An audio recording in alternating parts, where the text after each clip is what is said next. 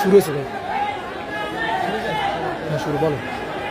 বন্ধুগণ, আপনারা March two ঢাকায় অংশগ্রহণ করতে যারা ঢাকায় এসেছেন এবং ঢাকায় যারা আন্দোলনকারী বিভিন্ন জায়গায় আছেন, আপনাদের প্রতি বৈষম্য বিরোধী ছাত্র আন্দোলনের পক্ষ থেকে আমি আসিফ মাহমুদ, সমন্বয়ক বৈষম্য বিরোধী ছাত্র আন্দোলন, নির্দেশনা দিচ্ছি আপনারা সবাই শাহবাগে আসুন, শাহবাগে জড়ো হন।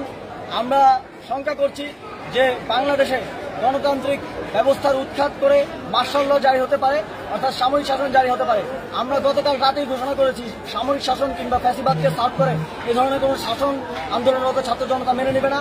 আমরা এ বিষয়ে আমাদের ছাত্র জনতার যে ঘোষণা সেটি শাহবাগ থেকে দেব। আপনারা সবাই শাহবাগে আসুন, যে যেখানে আছে ঢাকার মিছিল নিয়ে শাহবাগে আসুন।